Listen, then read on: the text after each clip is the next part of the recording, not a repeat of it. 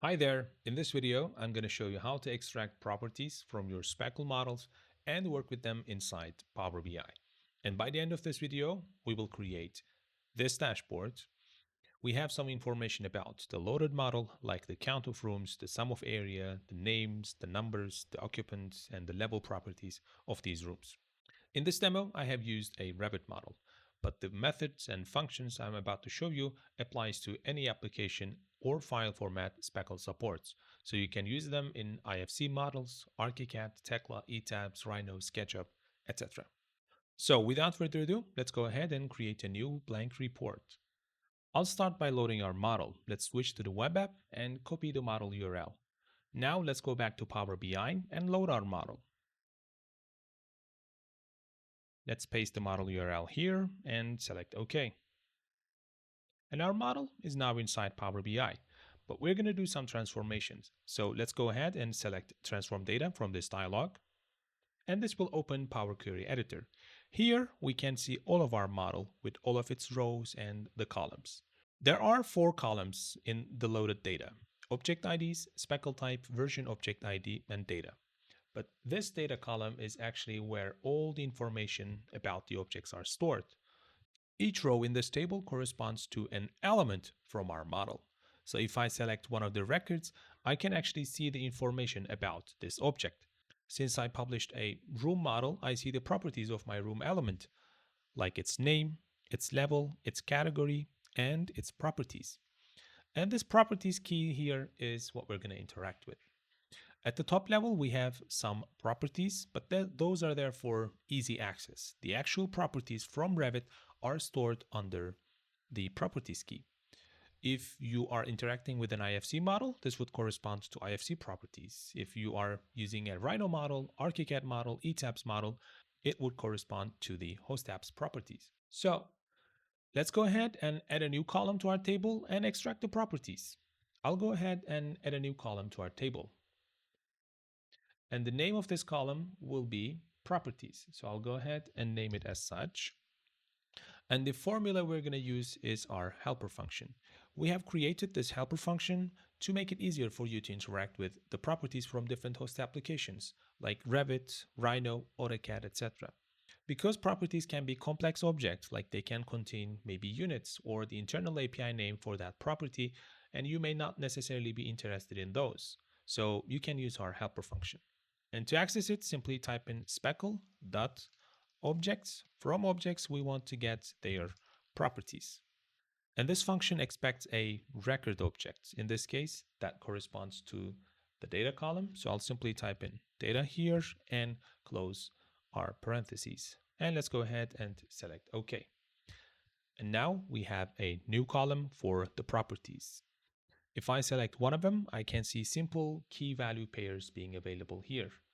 I can quickly get the name, the number, the occupant, the level, and the area of my rooms. This function by default expands all the properties, but if you're only interested in a subset of them, you can also search for properties. Let's quickly do that.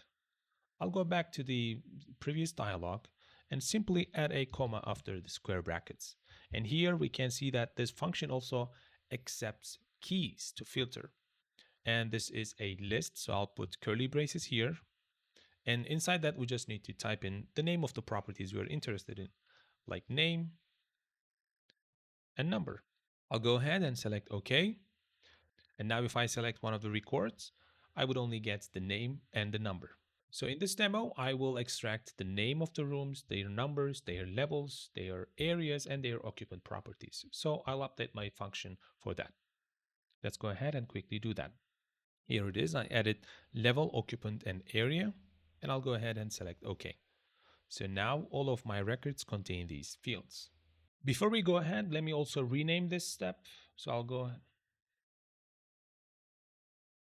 So before we continue, I want to also rename this step so we can keep track of what we have applied.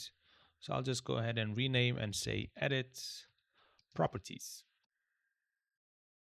This will be useful in the future.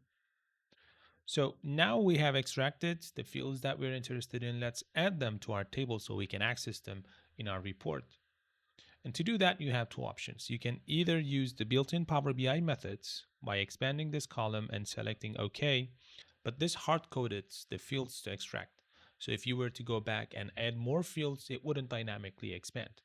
That's why we have created another utility for expanding record columns. Let's use that. I'll go ahead and delete this function and simply type in speckle.utils.expand record. This function accepts a table and the column name. The column should be a record column, and then it would expand all of its fields into their own columns. The name of our table is our previous step. In this case, it is the added properties. That's why I renamed it so I can keep track of what I did. Right, so I'll go ahead and simply say edit properties. And the name of our table is properties. So we'll go do it like this and select OK. So now our properties record is still here, and each field within this record have its own column with its values. Great. So now we have the name column, the number column, occupant, level, and area columns. One thing I realize is the area column is not detected as a numerical, but I'm sure that it is a numerical value, so I can actually override its type by clicking here and say this is a decimal number. This will be useful in our report building because we can do some summary operation, like the median, minimum, maximum values, etc. So now we are ready to load our model into Power BI. Let's do it. I will start by importing 3D Visual into this report. Let's add the PBIVis file here, and let's add it to our dashboard now.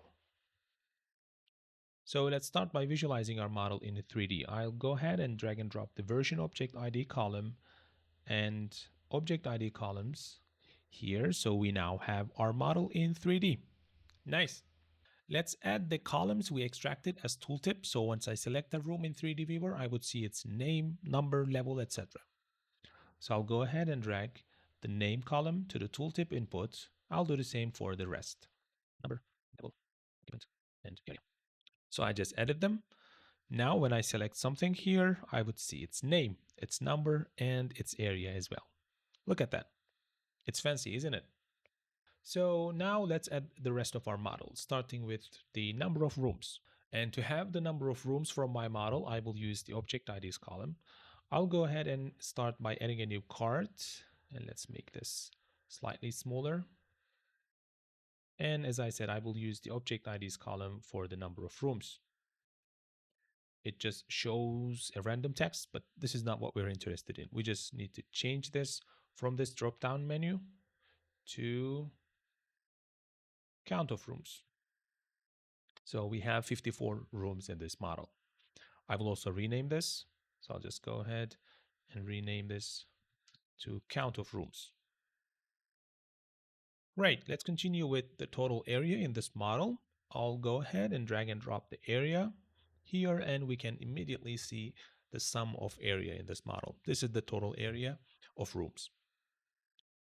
Now I will drag and drop the name column, maybe the numbers and their area as well. So we can have this table view here, and we can also verify the summary matches what shows up in the cart.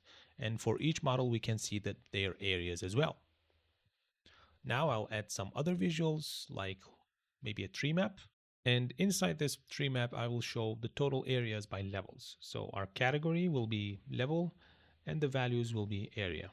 So we can see the distribution of areas by level. And lastly, I will add a pie chart for sum of area by occupant. The legend will be the occupant property and the values will be area. So we can see the distribution of areas by the occupant. And lastly, I will also color the 3D visual by the occupant property. I'll drag and drop the occupant property into the color by input. And here it is. If you're a business plan user of Speckle, you can also hide the Speckle logo and the navigation bar from the top. So it looks just like any other visual from your report. And look at that, we have made it. This dashboard is fully interactive. So if you select something from one of the visuals, it will get automatically highlighted in the 3D visual as well. And it also works the other way around. So if I select something, I would immediately see the information about it. Like this one is a pocket park, its number is 104, and the total area is like this. So that's it. In this video, I've shown you how to extract properties from your Speckle models and work with them inside Power BI. As I said, I've used a Revit model, but the same process applies to any host application or file format Speckle supports. So you can actually use it with IFC files, ArchiCAD models, Tekla, ETABS, Rhino, SketchUp, etc. If you faced any issues while following this tutorial or applying the principles to your own models, let us know at speckle.community. Thanks for watching, and I'll see you in the next one. Bye bye.